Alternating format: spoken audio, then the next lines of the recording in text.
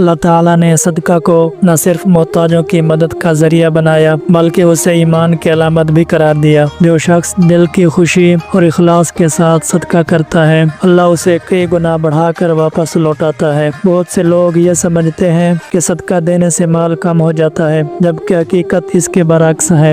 حدیث مبارکہ کا مفہوم ہے کہ صدقہ مال کو کم نہیں کرتا بلکہ اللہ رب العزت اس میں برکت عطا فرماتا ہے۔ یہ برکت ہمیں کئی طریقوں سے نصیب ہو سکتی ہے، جیسے زندگی میں خوشحالی، کاروبار میں ترقی، بیماریوں سے حفاظت، اچانک نقصانات سے بچاؤ۔ زندگی میں جب بھی کوئی مشکل یا پریشانی آئے تو صدقہ کرنا اس کا ایک بہترین حل ہے۔ حدیث مبارکہ کا مفہوم ہے کہ صدقہ مصیبتوں اور بلاؤں کو ٹالتا ہے۔ اگر ہم کسی آزمائش میں مبتلا ہیں یا کسی پریشانی میں ہیں یا کسی مصیبت سے نکلنے کا راستہ نہیں مل رہا تو صدقہ کرنا اللہ رب العزت کی رحمت کو اپنی طرف متوجہ کرنے کا ایک مضبوط ذریعہ ہے۔ کئی لوگ یہ سوچتے ہیں کہ صرف پیسہ دینے کا نام صدقہ ہے، حالانکہ اسلام میں صدقے کی بے شمار اقسام ہیں، جیسے کسی کو پانی پلانا یہ بھی ایک صدقہ ہے۔ حدیث مبارکہ کا مفہوم ہے کہ سب سے بہترین صدقہ پانی پلانا ہے۔ اگر آپ کسی کو قرآن پڑھانا سکھاتے ہیں تو وہ بھی ایک صدقہ جاریہ بن جاتا ہے۔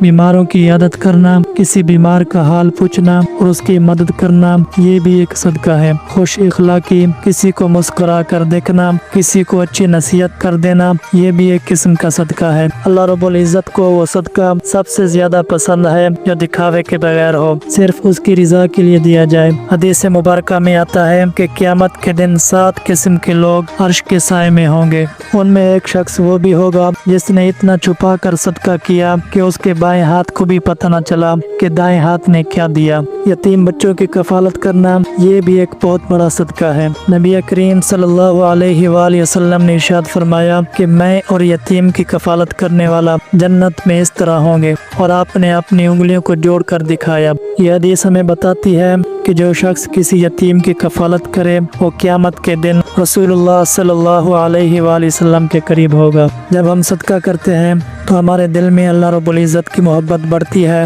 اور دنیا کی محبت کم ہوتی جاتی ہے۔ صدقہ محض ایک مالی لین دین نہیں بلکہ یہ انسان کے دل کو پاک کرتا ہے، مال میں برکت ڈالتا ہے، بلاؤں کو ٹالتا ہے اور جنت میں داخلے کا راستہ ہموار کرتا ہے۔